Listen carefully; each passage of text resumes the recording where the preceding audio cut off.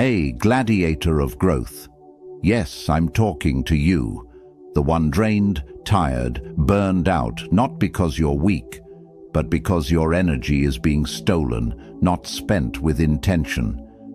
Let's face something right now. Most people today are exhausted, not because they're physically working too hard, but because their energy is leaking in 100 different directions. Look around. People are constantly scrolling, comparing, arguing, chasing validation, replying to negativity, wasting time in useless relationships. They go to sleep tired and wake up with anxiety, not because life is hard, but because their inner energy is misused. A lion doesn't chase every animal it sees. It chooses, it waits, it saves its energy for what matters most, the kill. You're giving lion energy to mosquitoes. People think they need motivation, but what they really need is energy mastery. The Stoics understood this thousands of years ago. They knew that controlling your emotions, your reactions, your desires, and your thoughts was the path to true power. Not loud power, silent power. The kind of power that keeps you calm when everything's on fire. The kind of power that makes people wonder, why doesn't this person break down like the rest of us? In this video, we're going to walk through 7 brutal Stoic rules that will teach you how to master your energy, protect your peace, and sharpen your focus.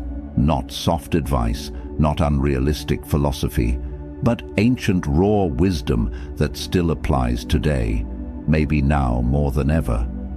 And if you're tired of feeling drained, if you're ready to protect your mental space like a warrior guards his shield, then listen closely.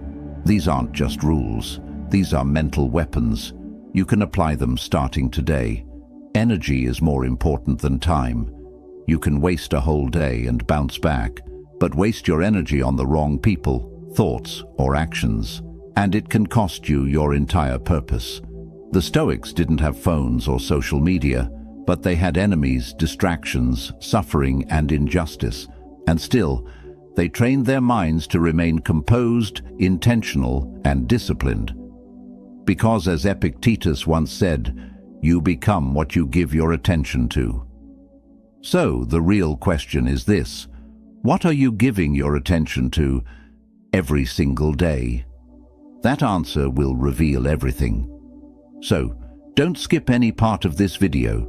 Like this video and subscribe to the channel so you don't miss the next piece of wisdom. And if you're serious about this transformation, I want you to drop this affirmation in the comments. I master my energy. I master my life. Let's start this journey. Number 1. Cut energy vampires without guilt. When someone acts poorly, they act that way to themselves. Don't take it personally. Marcus Aurelius. Let's start with something harsh, but real. You cannot master your energy while keeping toxic people in your life. It's impossible. Because no matter how disciplined you are, if you let energy vampires stay in your circle, they will drain you. Who are energy vampires? They're not just rude or loud people. They can be quiet manipulators. People who constantly complain, guilt-trip you, make you feel small, or never show up with love, but always expect your presence. Here's the Stoic truth. You owe no one access to your peace, not out of guilt, not out of shared history, not even out of blood. This is where people struggle. They confuse niceness with weakness. They tolerate dysfunction in the name of being good, but goodness without boundaries becomes self-destruction. Seneca said, "Associate with people who are likely to improve you. Welcome those whom you yourself can improve."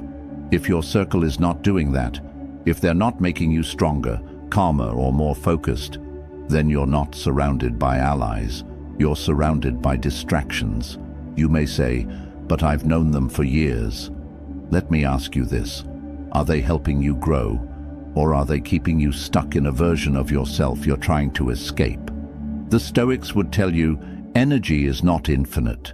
Every person you allow near you is either fuel or poison. Cutting someone off doesn't mean hate. It means choosing your peace over drama, your purpose over pity, your growth over guilt. You don't need to announce your silence. You don't need to justify your distance. You just move with calm detachment and let nature do the rest. That's how you start mastering your energy, not by adding more motivation, but by removing what doesn't belong. And remember, silence is power. Let them wonder why you're unavailable. Let them feel your absence. You're building something now. You don't owe explanations. You owe yourself peace. Number 2, control what you feed your mind. The things you think about determine the quality of your mind. Marcus Aurelius. Let's be honest. If someone sat beside you and whispered toxic words in your ear all day, you're not good enough. You'll never make it. Everyone's better than you. You'd call that person abusive, but what if that voice is your own? And what if it's being shaped every day by what you consume? The Stoics knew something we often forget. The mind is like a garden. Whatever seeds you plant, thoughts, beliefs, words, will grow. So if you're constantly feeding your brain with drama, distraction, negativity, and noise, don't be surprised when your inner world feels chaotic and exhausted. Ask yourself, what are you watching every day? What kind of music are you letting into your soul? What accounts do you follow online? Who are you listening to? Because these aren't just small inputs. These are programming your perception. They are shaping your emotions. They are teaching your nervous system what normal feels like. You can't expect peace if all you consume is chaos. This is what Marcus Aurelius meant. The quality of your mind doesn't happen by accident. It happens by habitual exposure. Think of it like this. You're in the gym trying to build muscle, but every time you leave, someone injects poison into your body. How long will you last? It's the same with your energy. If you feed your mind junk all day, don't be shocked when your spirit feels weak. This isn't about being perfect or robotic. It's about being intentional.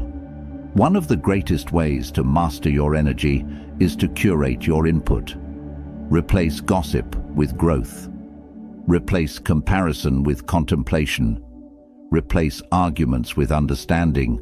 Replace endless scrolling with short, meaningful silence. Start small. Every time you're about to click something mindless, pause. Ask, is this fueling my energy or draining it? And over time, your focus will sharpen. Your thoughts will slow down. You'll start noticing that your anxiety decreases.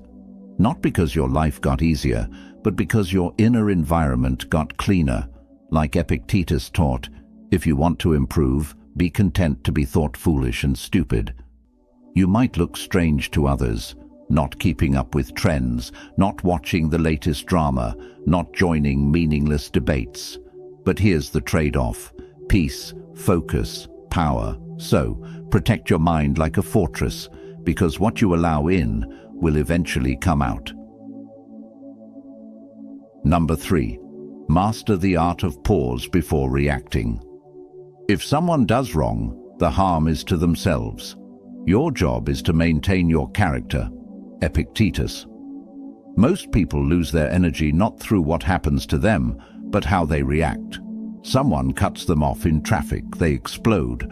A person ignores their message, they spiral. One rude comment, and suddenly their whole mood is gone. It's not the event.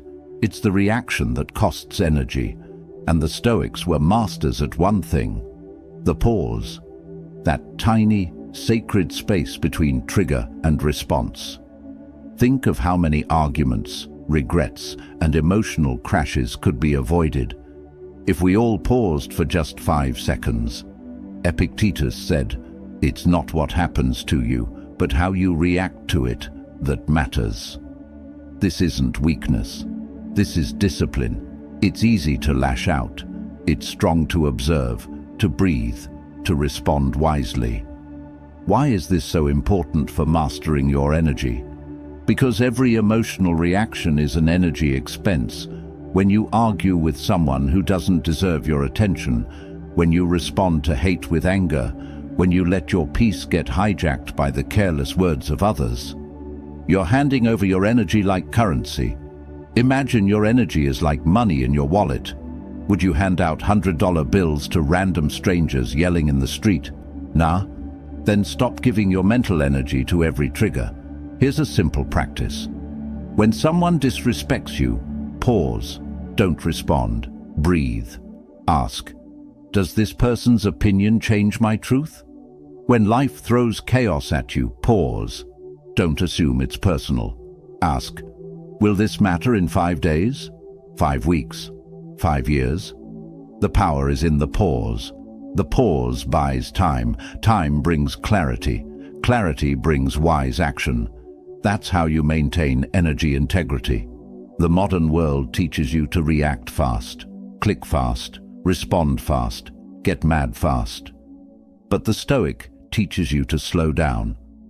Because the slower you are to react, the more powerful your action becomes. It's not about being numb, it's about being in control. So next time you feel the heat rising, don't suppress it, observe it. Let it pass through like a wave. Let silence be your strength.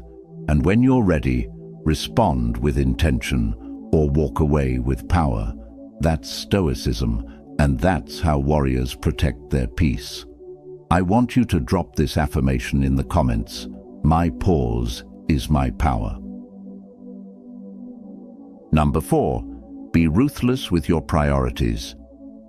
If you don't have a consistent goal in life, you can't live it in a consistent way. Marcus Aurelius. Let's make something painfully clear. You're not tired because you're doing too much. You're tired because you're doing too many things that don't matter. Most people waste their energy on low-priority distractions, while their real purpose dies quietly in the background. You say yes to tasks you don't care about. You help people who wouldn't lift a finger for you. You scroll through social media for an hour, but won't spend 15 minutes on your goals. That's not a time problem, that's a priority problem. The Stoics believed in clarity of aim. Know what matters, cut what doesn't. Don't live like a leaf in the wind, bouncing from one thing to the next, directionless and drained. Marcus Aurelius said it best. You must build your life action by action, and be content if each one achieves its goal as far as possible. The goal is not perfection. The goal is alignment. Start asking yourself, does this move me closer to the life I respect, or further away from it? If it doesn't align with your values, your peace, or your purpose, it's a distraction, not a duty. You don't owe everyone your time. You don't have to reply instantly. You don't have to join every plan, every call, every conversation. People may not understand. Let them be confused. You're not here to be understood by the masses. You're here to master your life. And to do that, you must protect your time like a gatekeeper protects a fortress. Every yes is a no to something else. If you're saying yes to everything, then your energy is being stolen by nothing. Here's a small rule to apply starting today. Every night before bed, write down 3 non-negotiable priorities for tomorrow. Just 3, not 10. And when the day starts, guard those 3 like they're sacred. If you complete them, you've won. Everything else is bonus. This is how you move with intention. This is how you stop being busy and start being effective. Seneca warned us, it is not that we have a short time to live, but that we waste a lot of it. You don't need more time, you need more focus. So be ruthless with your priorities, because your energy is a sacred currency. Spend it wisely, or watch your life get spent on things that never mattered. I want you to drop this affirmation in the comments. I focus only on what truly matters. Number 5. Say no without apology. No man is free who is not master of himself. Epictetus. There's a hidden reason so many people feel overwhelmed. It's because they've been trained to feel guilty for saying no. You say yes when you don't want to. You agree to plans that exhaust you. You respond to messages out of obligation, not joy. And worst of all, you prioritize other people's comfort over your own mental health. Let's end that today. One of the most powerful ways to master your energy is learning how to say no, firmly, kindly, and without guilt. The Stoics weren't people pleasers. They didn't bend to every emotional request. They stood by their principles, and they let others feel what they needed to feel. Epictetus reminded us, if you want to improve, be content to be thought foolish and stupid. Why? Because standing in your truth will confuse people who benefit from your silence. Because choosing peace over pleasing will offend those who expect your compliance. But that's the cost of energy mastery. You have to reclaim your time and dignity without apology. Let's get practical. You don't need to say, I'm so sorry, maybe another time, I wish I could, but you can simply say, no, that doesn't work for me, or no, I'm focusing on something important right now, or even just no. Silence after no is not rudeness, it's self-respect. You teach people how to treat you by what you allow. If you keep saying yes to things that drain you, people will assume you're always available to be drained. But when you draw clear boundaries, when you prioritize your well-being, when you say no from a place of inner clarity, you teach others that your energy is not for sale. And guess what? The right people will respect you more, the wrong people will leave, and both are blessings. So stop explaining your boundaries, start enforcing them. Every time you say no to something unaligned, you're saying yes to your peace, your goals, your rest, and your future. This is real power, not loud, not dramatic, just steady, grounded, stoic, and don't expect applause, expect resistance. But stay firm anyway. As Marcus Aurelius said, do what's right. The rest doesn't matter, so say no and don't flinch, because your future self is begging you to stop betraying yourself. I want you to drop this affirmation in the comments. My no is a full sentence. Number 6. Guard your morning like a soldier guards his post. When you arise in the morning, think of what a precious privilege it is to be alive, to breathe, to think, to enjoy, to love. Marcus Aurelius. Here's something no one tells you. The first hour of your day shapes the rest of it. Yet most people give their most powerful mental state, their fresh morning energy, to chaos. You wake up and instantly check your phone, text messages, notifications, social media. Before your feet even touch the ground, your nervous system is already overstimulated. You go from sleep to stress in under a minute. That's not just a bad habit, that's spiritual sabotage. The Stoics treated mornings as sacred, a time for reflection, a moment to prepare the mind for the battles ahead. Not a rush, not a scroll, a ritual. Marcus Aurelius wrote to himself every morning, not because he had time, he was the emperor of Rome, but because he knew the soul becomes dyed with the color of its thoughts.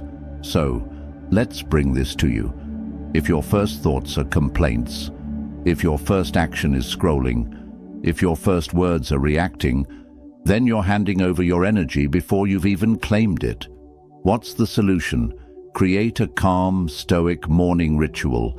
It doesn't have to be fancy, it just has to be intentional. Here's a simple one. No phone for the first 30 minutes. This is non-negotiable. Breathe deeply. Before you speak, focus on 10 calm breaths.